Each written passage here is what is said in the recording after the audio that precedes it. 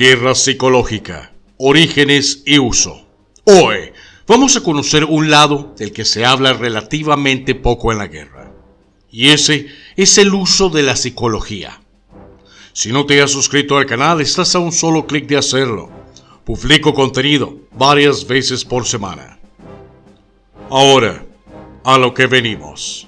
La guerra psicológica o Psy-War, o los aspectos básicos de las operaciones psicológicas modernas, se conocen con muchos nombres o términos, incluidos MISO, Psy-Ops, guerra política, Hearts and Minds, propaganda. El término se utiliza para denotar cualquier acción que se practica mediante métodos psicológicos con el objetivo de evocar una reacción psicológica planificada en otras personas. Se utilizan varias técnicas y tienen como objetivo influir en el sistema de valores, el sistema de creencias, las emociones, los motivos, el razonamiento y el comportamiento de una audiencia u objetivo. Se utiliza para inducir confesiones o reforzar actitudes y comportamientos favorables a los objetivos del creador, y a veces se combina con operaciones negras o tácticas de falsa bandera. También se utiliza para destruir la moral de los enemigos mediante tácticas que tienen como objetivos deprimir los estados psicológicos de las tropas. Las audiencias objetivo pueden ser gobiernos, organizaciones, grupos e individuos, y no se limita solo a soldados. Los civiles de territorios extranjeros también pueden ser blanco de la tecnología y los medios de comunicación para causar un efecto en el gobierno de su país. Hay evidencia de guerra psicológica a lo largo de la historia escrita. En tiempos modernos, los esfuerzos de guerra psicológica se han utilizado ampliamente. La comunicación masiva permite la comunicación directa con una población enemiga y por lo tanto se ha utilizado en muchos esfuerzos. En los últimos tiempos, los canales de redes sociales e internet permiten campañas de desinformación realizadas por agentes en cualquier parte del mundo. Desde tiempos prehistóricos, los caudillos y los jefes han reconocido la importancia de debilitar la moral de los oponentes.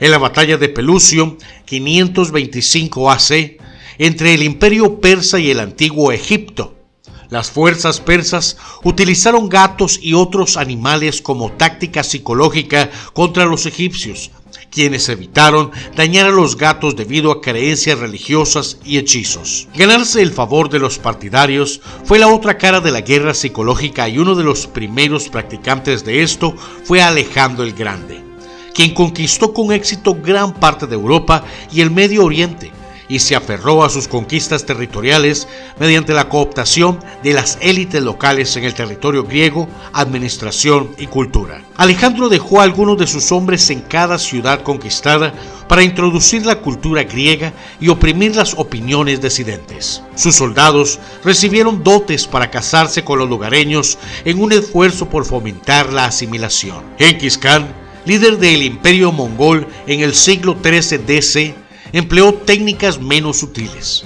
Derrotar la voluntad del enemigo antes de tener que atacar y llegar a un acuerdo consentido era preferible a enfrentar su ira.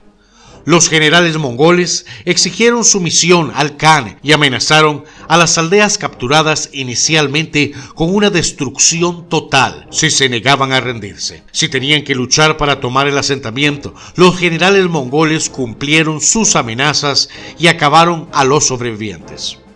Los relatos de la horda invasora se extendieron a las aldeas vecinas y crearon un aura de inseguridad que socavó la posibilidad de una resistencia futura. Genghis Khan también utilizó tácticas que hicieron que sus números parecieran mayores de lo que realmente eran. Durante las operaciones nocturnas, ordenó a cada soldado que encendiera 3 antorchas para dar la ilusión de un ejército abrumador y engañar e intimidar a los exploradores enemigos. También a veces tenía objetos atados a las colas de sus caballos, de modo que al cabalgar por campos abiertos y secos, levantaba una nube de polvo que daba al enemigo la impresión de gran número. Sus soldados usaban flechas con muescas especiales para silbar mientras volaban por el aire, creando un ruido aterrador. Otra táctica favorecida por los mongoles fue capturar cabezas humanas cortadas sobre las murallas de la ciudad para asustar a los habitantes y propagar enfermedades en los confines cerrados de la ciudad sitiada. Esto fue especialmente utilizado por el posterior cacique turco-mongol.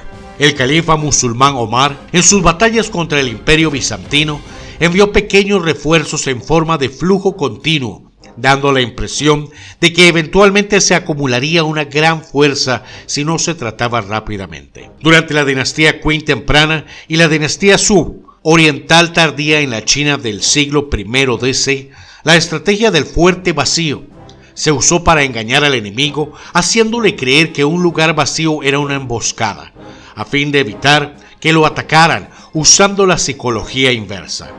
Esta táctica también dependía de la suerte, si el enemigo creía que la ubicación era una amenaza para él. En el siglo VI AC, el sesgo griego de Priene resistió con éxito al rey de Lidia Alayetes, engordando un par de mulas y expulsándolas de la ciudad sitiada. Cuando el enviado de Alayetes fue enviado a Priene, Bias tenía montones de arena cubierta con trigo para dar la impresión de abundantes recursos. Esta artimaña parece haber sido bien conocida en la Europa medieval. Los defensores de los castillos o ciudades sitiadas arrojaban comida desde las murallas para mostrar a los sitiadores que las provisiones eran abundantes. Un ejemplo famoso ocurre en la leyenda del siglo VIII de Lady Carcas, quien supuestamente persuadió a los francos para que abandonaran un asedio de 5 años por este medio, y dio su nombre a Carcassonne como resultado. Durante el ataque a Marstrand, Peter Tordenskjold llevó a cabo un engaño militar contra los suecos. Aunque probablemente apócrifo, aparentemente logró hacer que su pequeña fuerza pareciera más grande y alimentara la desinformación a sus oponentes, similar a las operaciones Fortitude y Titanic en la Segunda Guerra Mundial. Pero el comienzo de las operaciones psicológicas modernas en la guerra generalmente se remonta a la Primera Guerra Mundial. En ese momento, las sociedades occidentales estaban cada vez más educadas y urbanizadas, y los medios de comunicación estaban disponibles en forma de periódicos y carteles de gran circulación. También era posible transmitir propaganda al enemigo mediante el uso de folletos aéreos o mediante sistemas de lanzamiento de explosivos como artillería modificada o proyectiles de mortero. Al comienzo de la guerra, los beligerantes, especialmente británicos y alemanes, comenzaron a distribuir propaganda, tanto a nivel nacional como en el frente occidental. Los británicos tenían varias ventajas que les permitieron triunfar en la batalla por la opinión mundial. Tenían uno de los sistemas de noticias más reputados del mundo, con mucha experiencia en comunicación internacional y transcultural, y controlaban gran parte del sistema de cable submarino que estaba en funcionamiento. Estas capacidades se transfirieron fácilmente a la tarea de la guerra. Adolf Hitler estuvo muy influenciado por las tácticas psicológicas de la guerra que los británicos habían empleado durante la Primera Guerra Mundial, y atribuyó la derrota de Alemania a los efectos que esta propaganda tuvo en los soldados. Se comprometió con el uso de la propaganda masiva para influir en las mentes de la población alemana en las próximas décadas. Al llamar a su movimiento el Tercer Reich, pudo convencer a muchos civiles de que su causa no era solo una moda, sino el camino hacia su futuro. Joseph Goebbels fue nombrado ministro de propaganda cuando Hitler llegó al poder en 1933 y describió a Hitler como una figura mesiánica para la redención de Alemania. Hitler también combinó esto con las resonantes proyecciones de sus oratorias para dar efecto.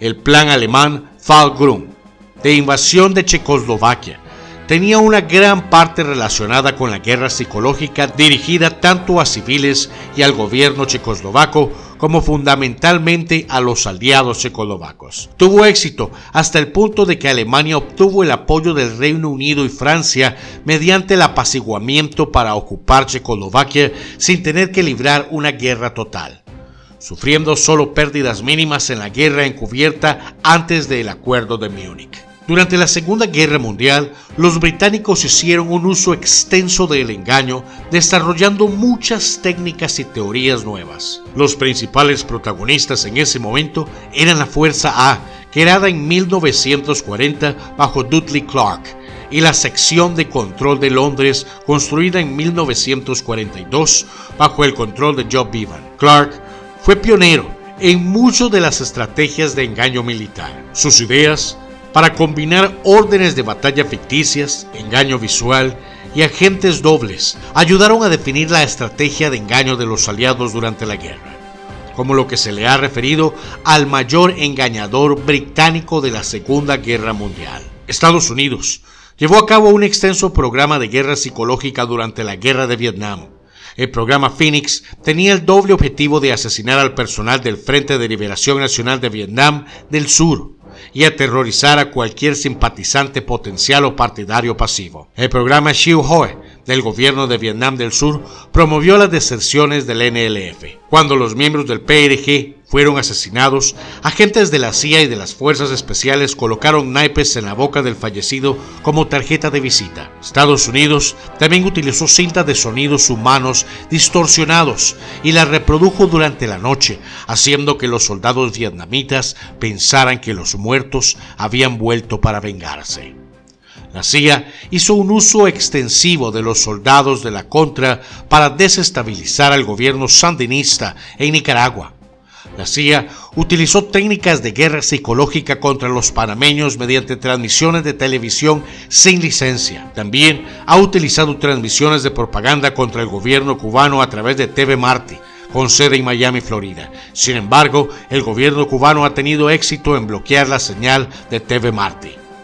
En la guerra de Irak, se utilizó la campaña de conmoción y pavor para terminar psicológicamente y quebrantar la voluntad de lucha del ejército iraquí. Esta fue un poco de la historia de la guerra psicológica y su uso a través de las guerras. Por supuesto, queda mucho más para contar, pero sería alargar el video. Si les gusta y quieren una segunda parte, déjamelo saber con un like. Buenos días, buenas tardes o buenas noches, donde quiera que estés. Y como siempre, hasta la próxima y saludos aquí desde Costa Rica.